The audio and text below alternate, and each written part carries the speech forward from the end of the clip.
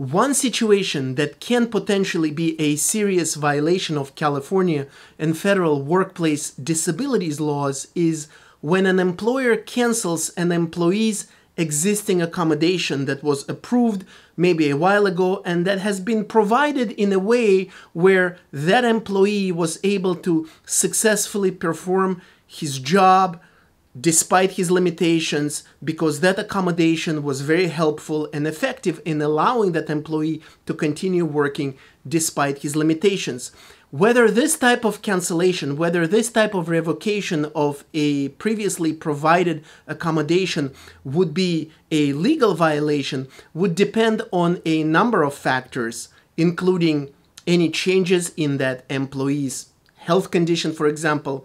So let's say if that worker becomes completely healthy or his situation, his limitations change, the employer will have the right to reassess that employee's accommodation or the need for accommodation and modify it or cancel it if appropriate. Whether canceling an accommodation would be lawful will also depend on the employer's needs, resources, the obstacles that they face, and so forth. Now, these days, these types of changes, these types of cancellations happen most often when the workers at a particular company change from working remotely to going back to the office, where the employer says, look, now your accommodation of working remotely does not no longer works for us because we need you in the office, we need you to greet customers, we need you to do all kinds of things in the office, which may or may not be lawful, again, depending on the circumstances. But even more often, and regardless of any restrictions on working in person, even more often this happens when you have a new manager that's being hired or being transferred to a particular office, and where that new manager is eager to prove himself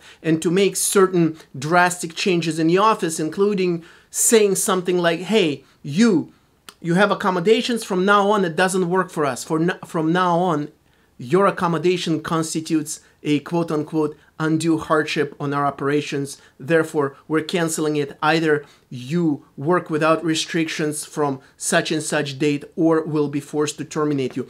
Often, this type of action by an employer is illegal because it's the employer who has the burden of proving that the accommodation that has been working well for a while for everyone, for them and for that employee who needs an accommodation, all of a sudden it doesn't work, and it constitutes not simply a hardship but an undue hardship. And that's a high standard, at least under California law. So both employees and employers, if something like this happens, they should seek advice from an experienced employment lawyer who can look at the whole picture and determine whether that change is appropriate, and if not, what practical and legal options exist on both sides.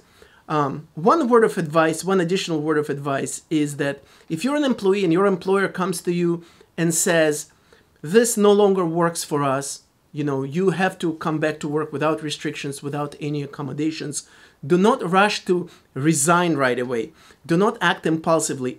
Instead, seek advice of an attorney, and also take some other steps to show your effort, your willingness to do whatever it takes to stay at that job. If, in fact, you're interested in staying there and continue to work there, and you're unhappy about this attempt by your employer to cancel your accommodation. So, for example, if your employer comes to you and says that we can no longer provide you with this accommodation, instead of resigning or instead of saying something else very impulsive, you could say, well, how about we do this accommodation, or how about we do that accommodation? How about I go back to my doctor and I talk to them, and maybe there are other solutions if this solution doesn't work.